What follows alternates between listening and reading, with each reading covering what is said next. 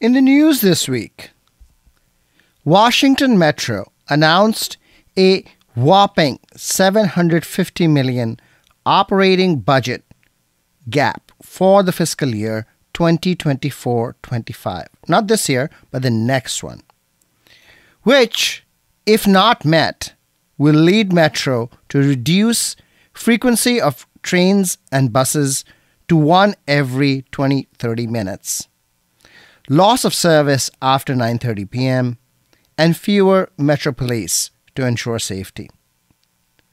This comes on the heels of the announcement by Metro that it is suspending peak hour weekday fares and months of service improvements in a bid to improve ridership. Ridership has picked up since the pandemic lows, but there are questions about the structural decline in ridership, possibly due to increased work from home. Metro funding has been a long-standing problem because it was created as an interstate compact between Maryland, Virginia, and the District of Columbia, but the original agreement did not provide dedicated funding for the transit system. In 2021-22, the jurisdictions agreed to pool $500 million in capital investment, and now they have to decide on how to meet the operating expense gap. Most transit systems in the country have dedicated tax funding to support them, but the original sin of Washington Metro's birth means that funding remains at the whim of lawmakers in the states. The district has been supportive. Maryland, which is a signatory to the Interstate Compact as a state, has been generally supportive, perhaps less so during Larry Hogan's governorship the last several years. But the Commonwealth of Virginia has been the most recalcitrant, as it has alternated between Democratic and Republican control. And importantly, it is not the Commonwealth itself which is a party to the compact, but the several local jurisdictions of Northern Virginia, such as Arlington, Alexandria, and Fairfax. Any commitments from the counties then has to be approved by the state legislature, which has been reluctant to allow Northern Virginia counties to impose a dedicated tax to fund the metro. And there it stands. The leadership of WMATA, the agency that manages Washington Metro, wants to solve this problem once and for all by creating a new agreement that would be based on dedicated tax revenue. But politics in Virginia these days are uncertain. Mayor Bowser of D.C. had proposed a 0.5% sales tax which would be dedicated to the metro. But Virginia leaders have rejected the proposal. Whether Metro actually gets the money or will now need to roll back its service improvements is a big question in regional politics. We have news this week from the town of Seaford in Delaware, which, if the maps had been drawn correctly, it seems might have been in Maryland. Seaford is a city of almost 7,000 people located on the Nanticoke River, not far from Salisbury, Maryland. And it decided this year to change its charter to allow voting by non-resident property owners, including artificial persons such as LLCs and trusts. Apparently, this is a thing.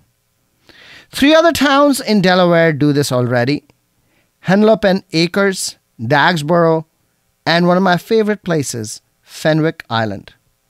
Rehoboth, the famous beach town, and Newark have rejected the expansion of franchise in this manner. I asked Claire Snyder Hall, Executive Director of Common Cause Delaware, to explain what's happening. The city of Seaford passed a charter change that would enable non-resident property owners who are artificial entities to vote in Seaford town elections. And that includes corporations, LLCs, and trusts. And the charter change has to be ratified by the General Assembly.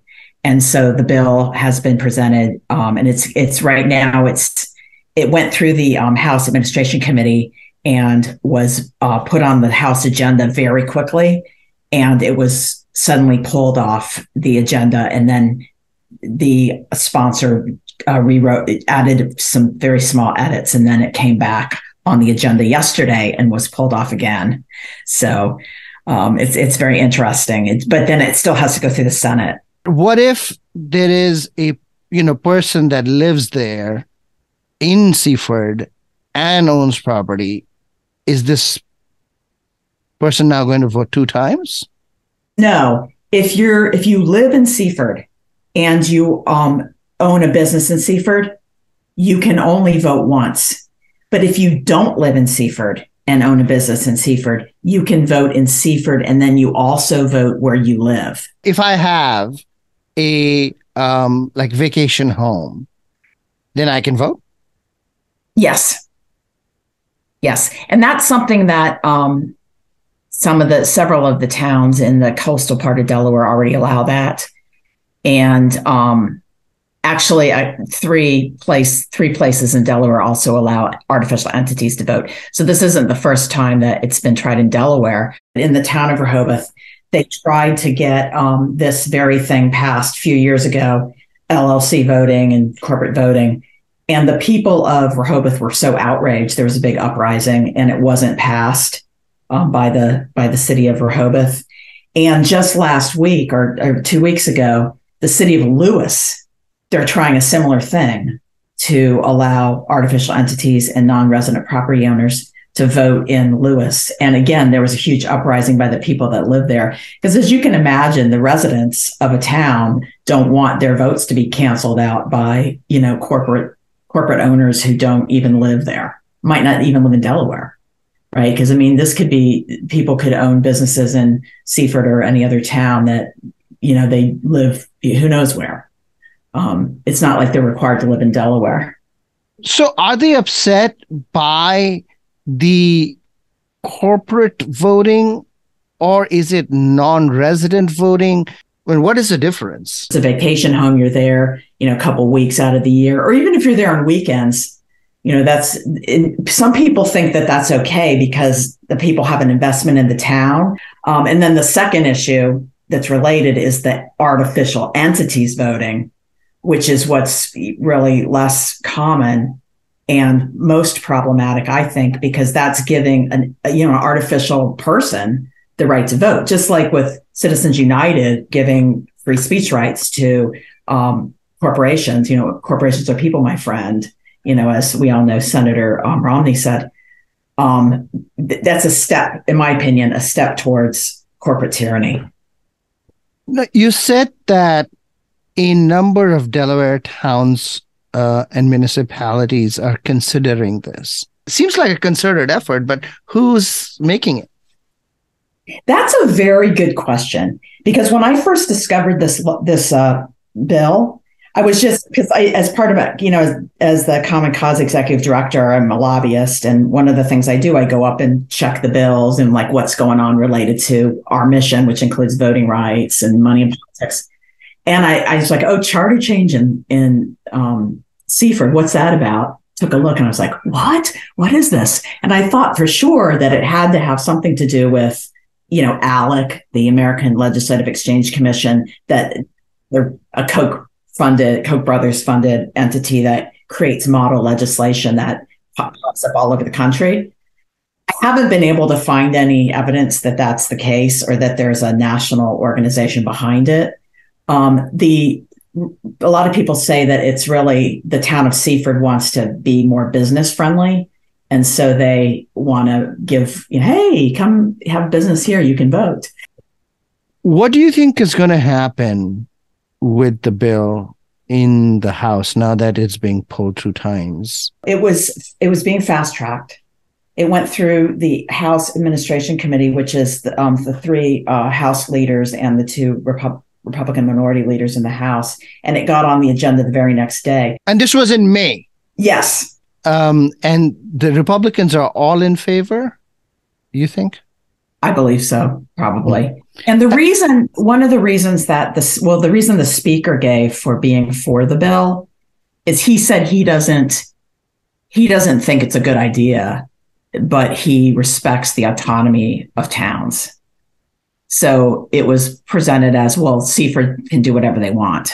It's their decision about how they want to run their elections. You think the chances in the Senate are better or worse than in the House? I think there's a better chance that it's going to get defeated in the Senate because the Democrats are more liberal overall, or there's more progressives, and there's more of them. There's fewer Democrats. There's fewer Republicans vis-a-vis. Claire Snyder Hall, thank you for taking the time. Thank you so much for having me. You're listening to I Hate Politics. I'm Sunil Dasgupta. I'll be back with Christy Brock of Urban Adventure Squad and her list of 10 things to do outdoors in Washington, D.C. Urban Adventure Squad is a Washington, D.C. based nonprofit founded and run by my wife, Ilana Mintz. Back in the day, back at the start, I don't want a new story to tell. I just want to repeat the one where I fell in love. Christy Brock, welcome to I Hate Politics. Thanks for having me. I'm happy to be here.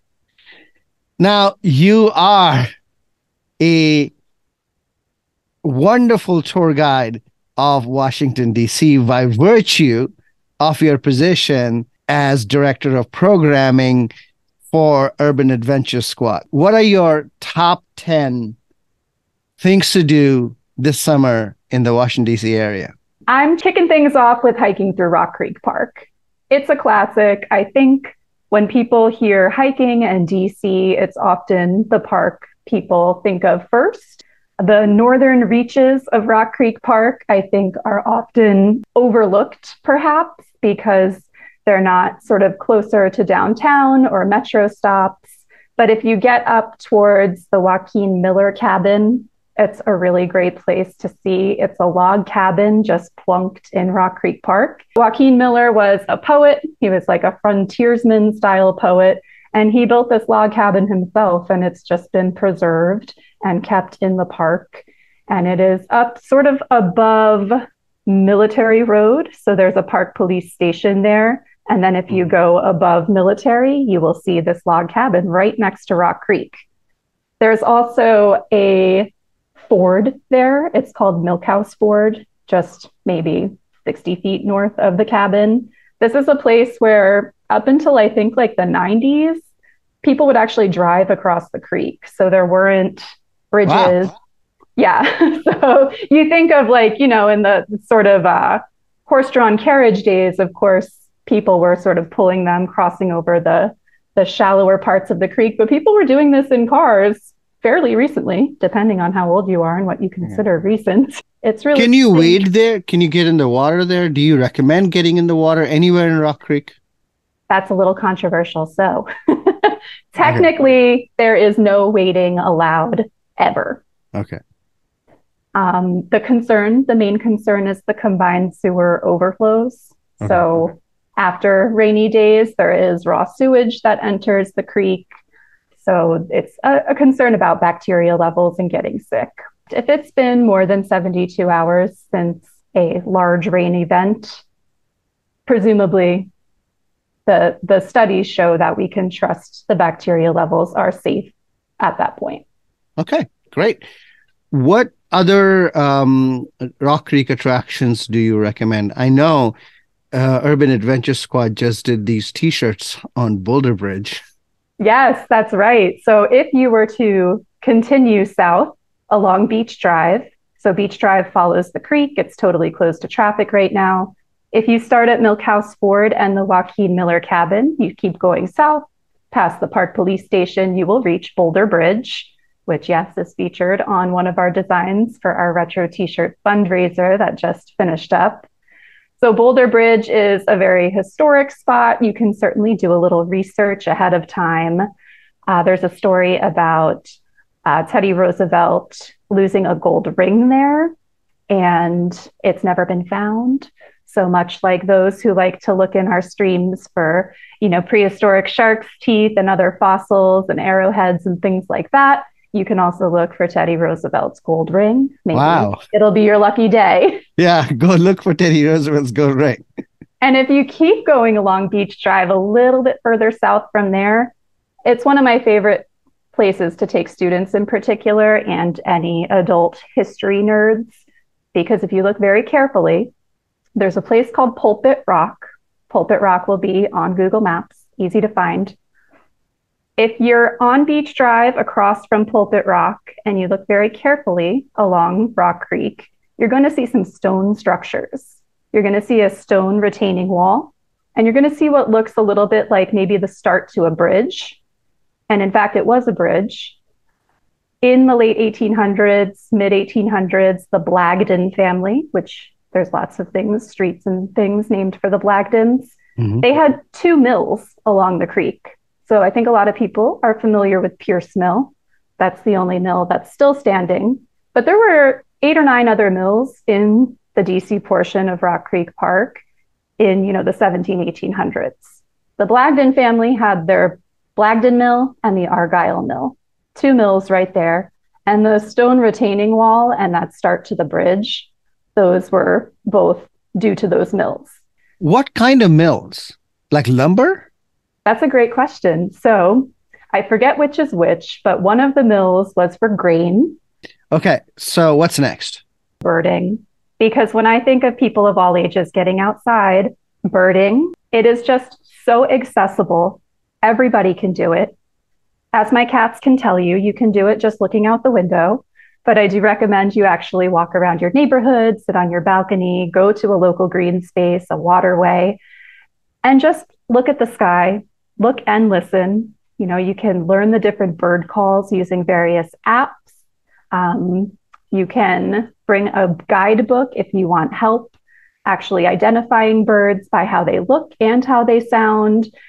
There's just a world of birding out there that is accessible to everybody. And if it's something you've never gotten into, I think when you have kids of any age, it's really exciting to learn a new skill together. And then you start to notice patterns and you're like, oh, hey, it's those same birds we saw the other morning and they're over at this tree. Are they eating in that tree? Are they pulling materials to build their nest? Like what's going on here? And together you can study the patterns. You can start to say, oh, we recognize that bird. We know what that is. Oh, we hear that pileated woodpecker in the tree. And just being able to get excited about something and learning a new skill together that you can do in a super urban space, the same as you can do if you go on vacation to a really rural area. It's just exciting and accessible, particularly because we have such beautiful waterways in DC, right? So we have the full spectrum of songbirds. We have waterfowl. If you go to Pierce Mill, you won't just see mallard ducks. You'll see these wood ducks, which kind of look like they have a mohawk. Very cool. And then if you're on the waterways, you're going to see things like ospreys circling around. You're going to see great blue herons. I've seen bald eagles all over the city. I've seen them at the Arboretum and along the Anacostia where you expect to see them. But I've also seen them, you know, at 2 p.m, swooping really low over the Bishop's Garden next to the Washington National Cathedral. So you really just never know what you're going to see. And I recommend keeping your eyes to the sky. It's fun to buy a pair of binoculars to help you see things that are further away. It's a great skill for children to learn, and they get really confident and excited about it. But really, you can make it as sort of supplies heavy or as simple as you'd like. And you and your children can move at their own pace. You know, if you have a young child in particular, they might want to stop constantly and keep inspecting things and listening and looking. If you have a kid who's on the move and doesn't want to stop that much, I think birding works for both of those personalities. And in particular, I bring this up because the Washington Post published a few weeks ago this article called Why Birds and Their Songs Are Good for Our Mental Health. And it just talked about all these different studies about simply hearing birdsong helping reduce feelings of anxiety, depression, and paranoia in healthy people in particular. And even just hearing recordings of birdsong without being out in nature really reduced those feelings. Okay, what guidebook do you recommend and what app do you recommend to help this? What I rely on often is an app called Song Sleuth.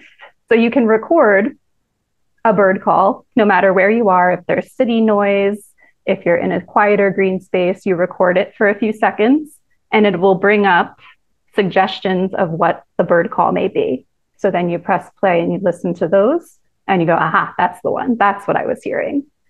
So that helps you identify birds just based on their bird call. But when it's offering you the different options, it'll have pictures of it. So you can confirm by looking if you're able to see it, if there's not too much foliage, and you can confirm it by hearing that bird call. Now, you mentioned binoculars. So one of the struggles I've had when buying binoculars is I have no idea where to start. Can you help? I will say a lot of the ones for children can be limited, and sometimes children's binoculars don't move far enough apart to even accommodate a young child. So I don't recommend children's binoculars as much as I just say, get an affordable pair of regular adult binoculars, whatever affordable means to you. and see where that takes you and your family. Do you know what a good sort of price point is for a really entry level binoculars for adults where you can actually focus correctly? Yeah, I think some of the ones that we've had on our wish list at Urban Adventure Squad that people have bought us are about $40. All right, next. Number 3, experience our waterways from a boat. We love our green spaces, but get out on the blue spaces too, right? We have 2 main rivers in Washington, D.C. We've got the Anacostia River and the Potomac River. There are boathouses along both where you can rent kayaks or canoes and really look around and see the city from a different vantage point. We also have in Georgetown the C&O Canal. The C&O Canal has canal boat tours. They're back up and running. They were down while they did construction for a few years. So starting on May 5th this year, you can do the canal boat tours. And it's nice. Well, hold on. So when C&O Canal was actually functioning, they used to use horses, right? What do they use now? Yeah, so they stopped using animal labor. I imagine that was, a conscious choice for a few different reasons, perhaps like animal rights wise, but also like you got to keep those horses somewhere and take care of them. That's very expensive. So is the water in Anacostia and Potomac now safe? So studies are showing we have a lot of environmental groups who do water quality testing throughout the year at all different points of Rock Creek, the Potomac, and the Anacostia. And most of the time, those places are safe for swimming. Those bacteria levels are low. So similar to what we were talking about when we talked about wading in Rock Creek, we have these combined sewer overflows in our city. We've got 2 different sewer systems. The older one on really stormy, rainy days, that sewage combines with the stormwater and it goes in our waterways.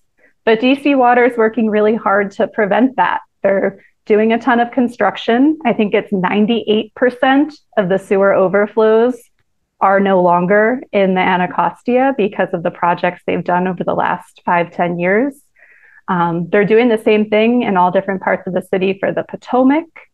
And I actually checked a DCist article because I remembered them talking about swimmable, fishable rivers. The Anacostia Watershed Society wants the Anacostia River to be swimmable and fishable by 2025. And the DCist article said as of March 2022, this DCist article said that 5 locations passed water quality standards for bacteria more than 80% of the time.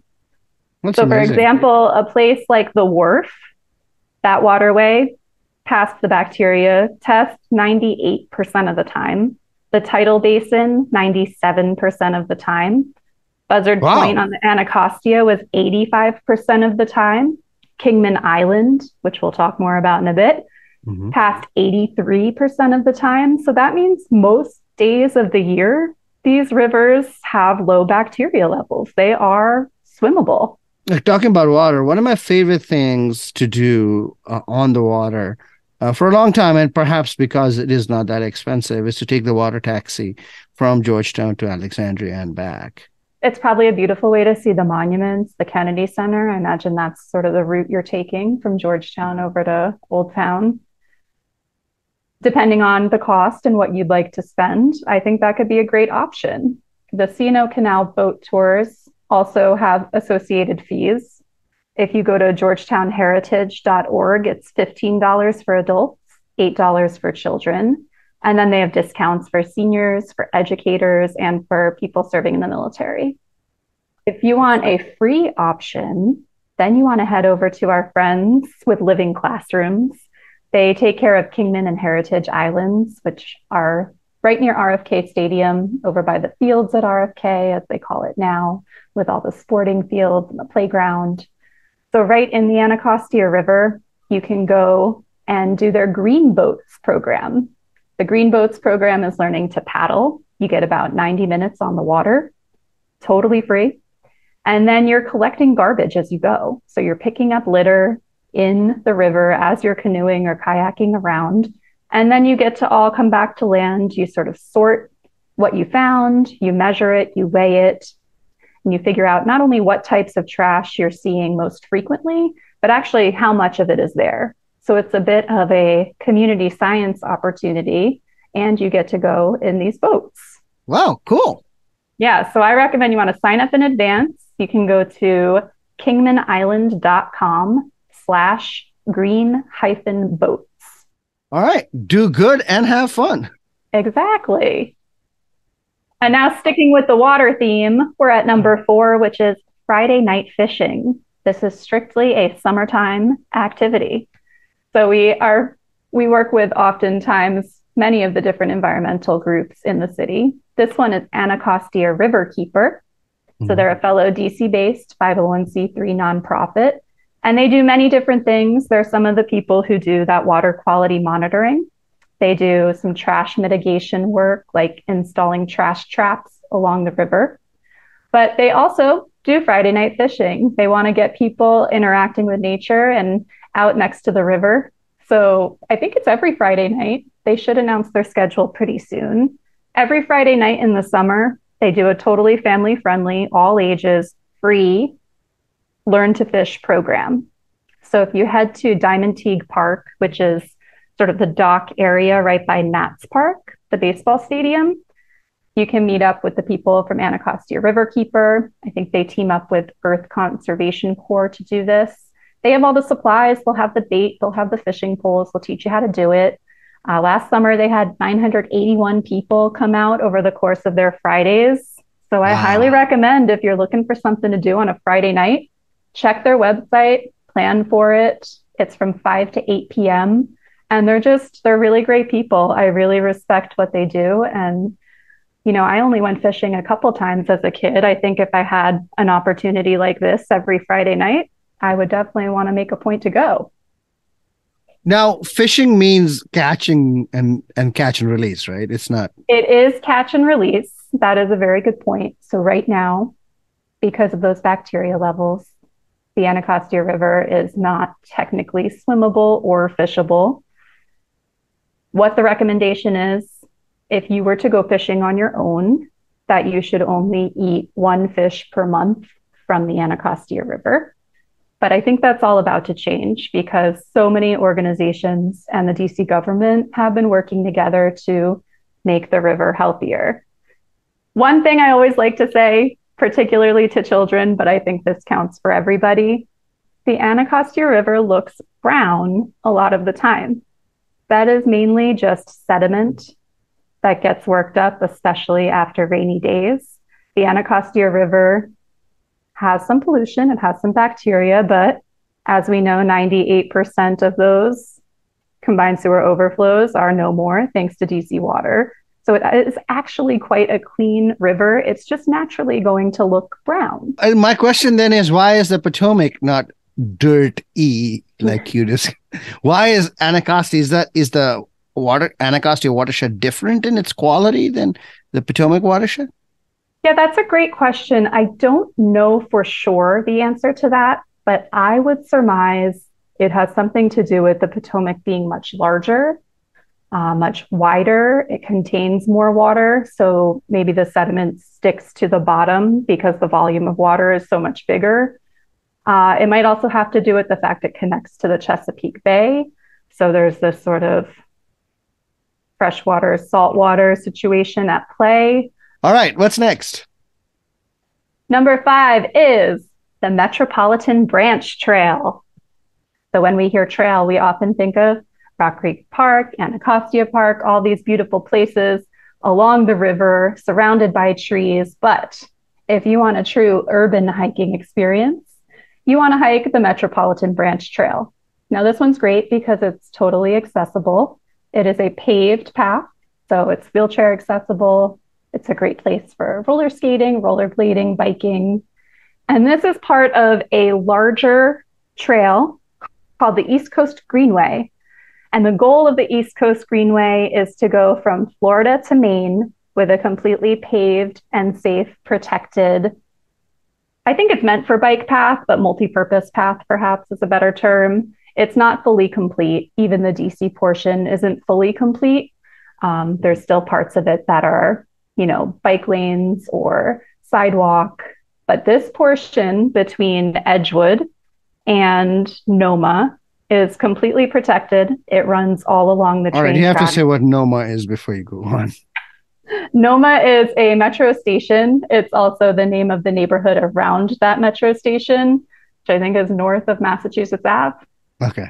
And Edgewood is a neighborhood above that. So it's a pretty good walk. If you're going on that paved trail, you get to see all of the trains go by. That can be very exciting for children, depending on their age.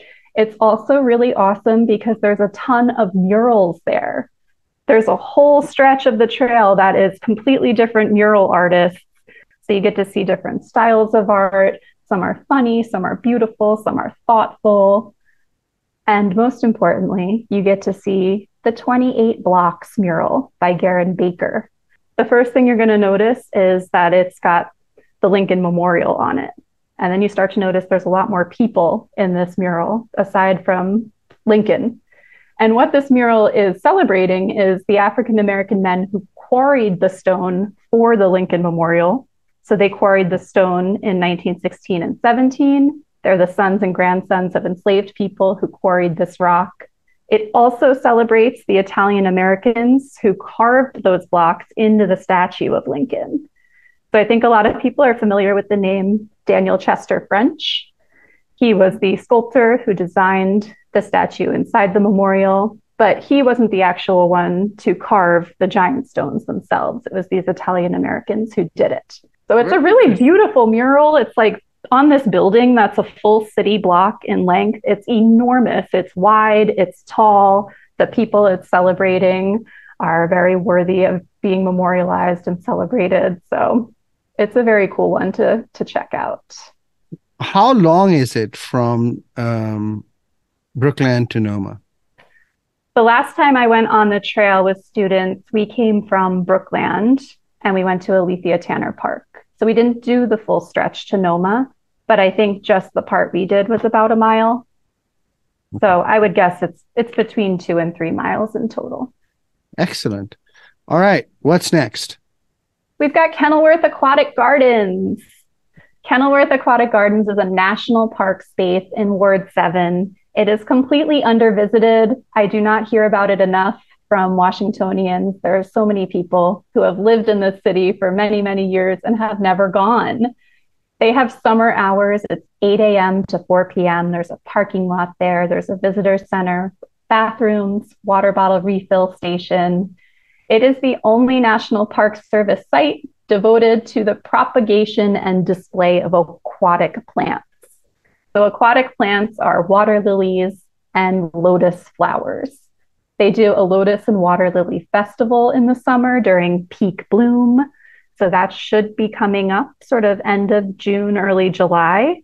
Admission's totally free. Parking is totally free. And it's just a gorgeous combination of different types of waterways. So you see all of these human dug ponds with the water lilies and the lotus flowers. You are guaranteed to see a ton of frogs, a ton of turtles. There's even a beaver lodge. So if you go early in the morning, right when they open, you could see a beaver. There's going to be ospreys and hawks and bald eagles flying around.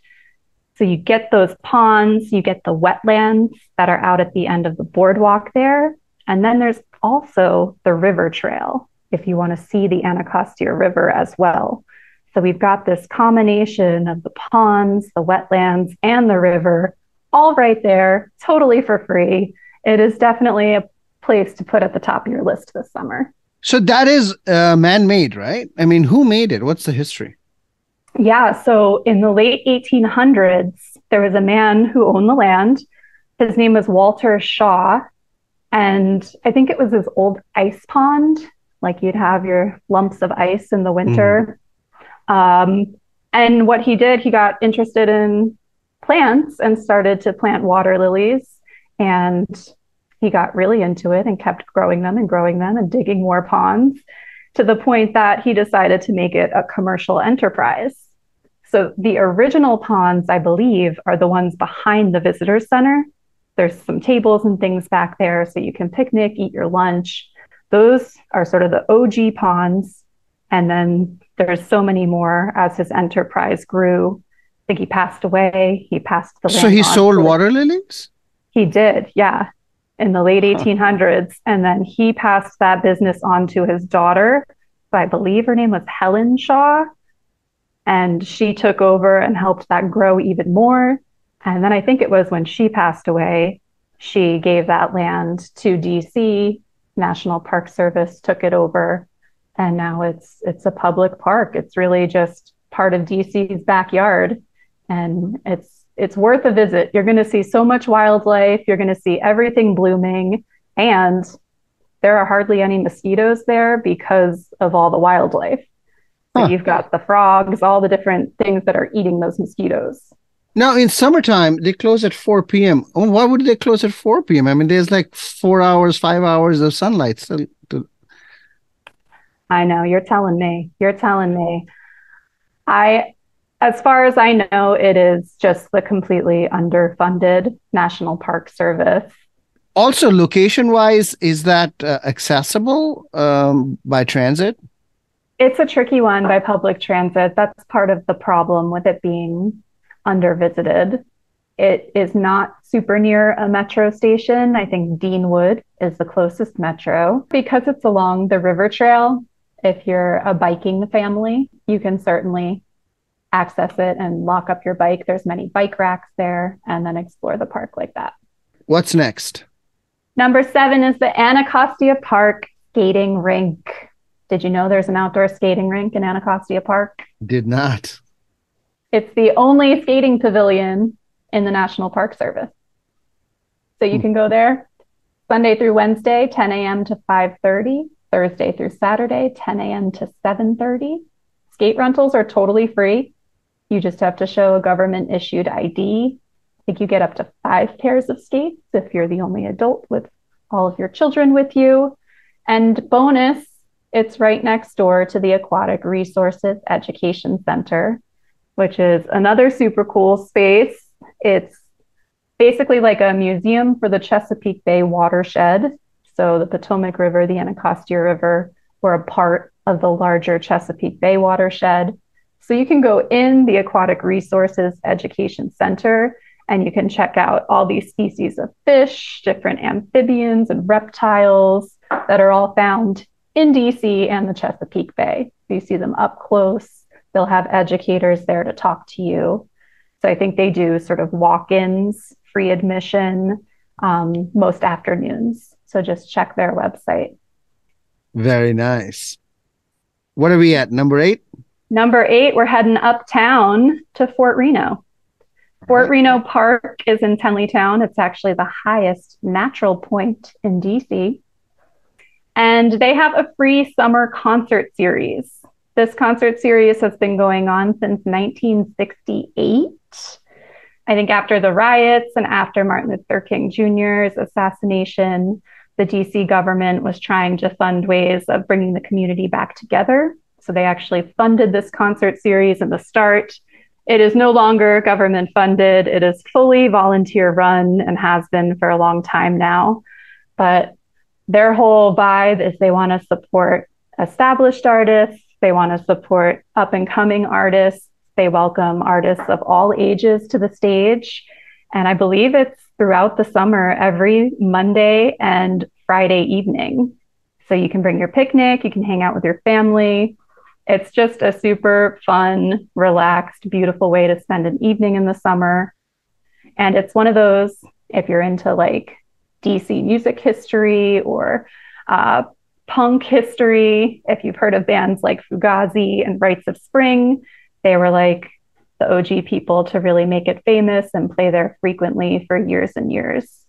So it's a really great volunteer-led series, and you can check out what they're up to this summer by going to fortreno.com or following them on Instagram at Fort Reno Concerts. Now, they are very close to the Tenleytown Metro, right? Yeah, they're right at the Tenleytown Metro. If it is the highest point in the city, can you see July 4th fireworks? Oh, I don't believe, well, maybe you can see some. From Fort Reno Park, you cannot see the Washington Monument. Okay. So you wouldn't be able to see down to the National Mall's fireworks. We have to mention the Bishop's Garden. We do. Well, okay. So Fort Reno Park is the highest natural point in DC, but the highest point, if you're going to include structures and their rooftops, the highest elevation would be the Washington National Cathedral, which is on a hill called Mount Alban, much like goes with St. Albans School that's right there. Uh-huh. So there's the Bishop's Garden next to the cathedral. There's a hill right there where you can see right down to the Washington Monument. Very popular 4th of July picnic spot. You can see the fireworks. It's a great place. Highly recommend. Get there early, though. Get there early. That's right. All right. Number 9. Number 9, we are geocaching.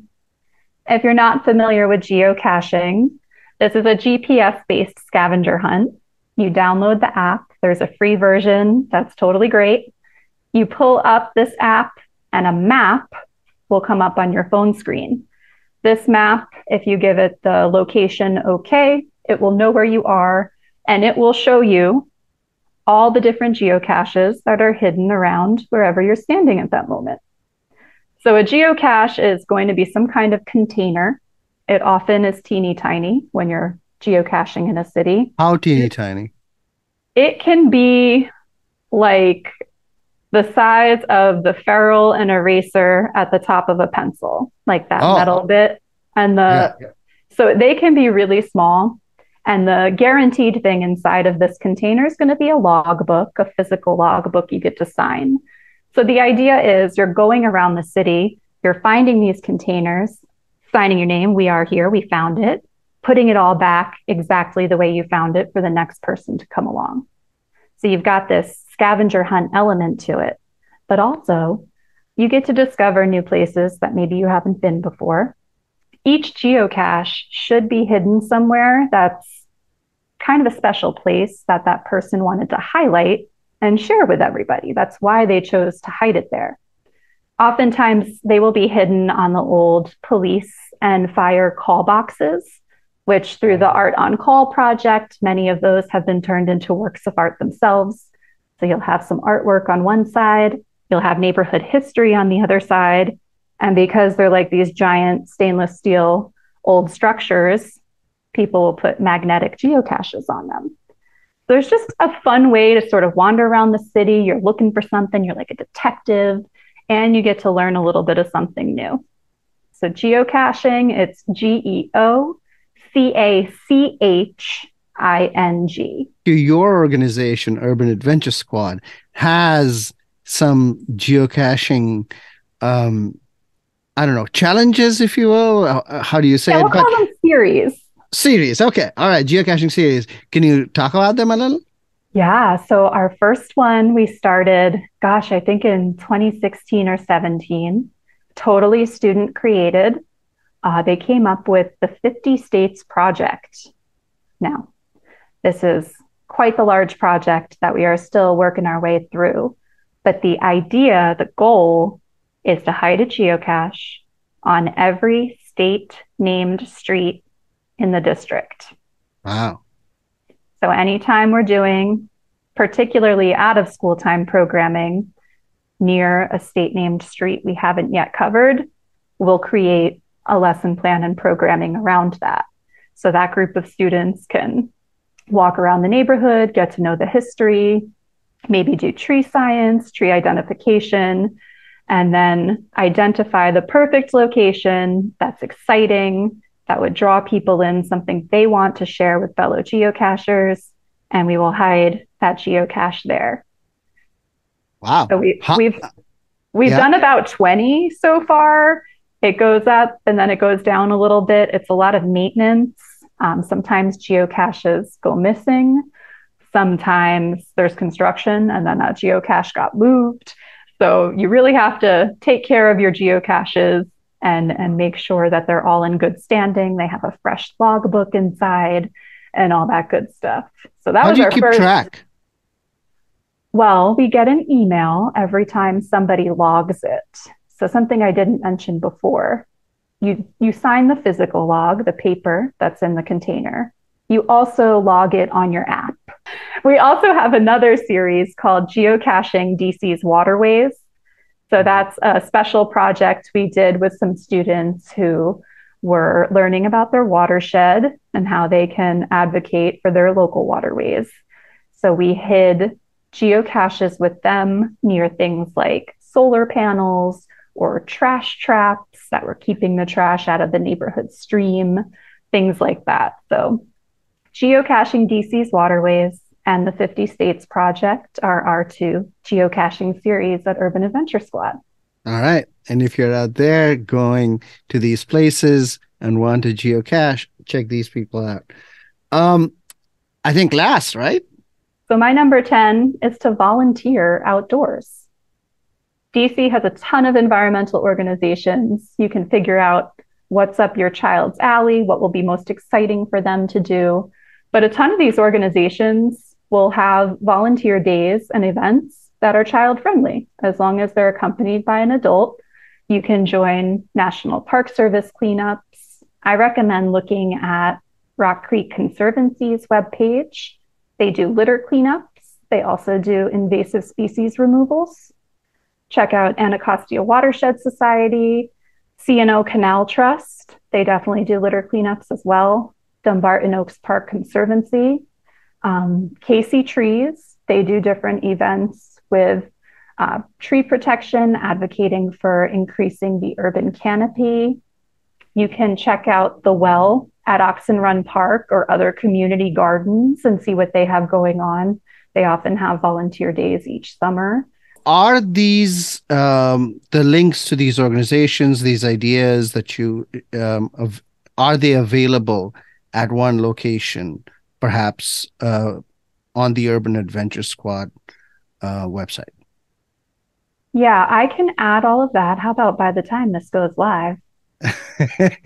So our resources webpage is urbanadventuresquad.org/resources. Excellent. Christy Brock, thank you so much. Have an incredible summer. Great. Thank you for having me. This was a lot of fun.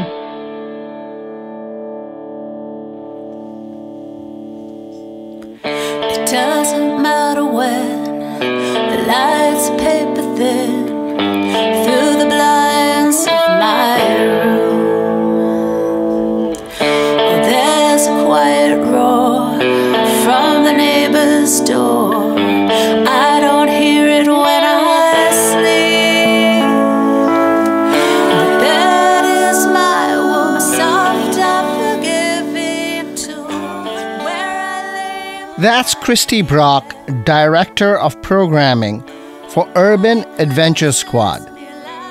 Urban Adventure Squad was founded and is run by my wife, Ilana Mintz. You're listening to I Hate Politics. I am Sunil Dasgupta. Get out there, folks.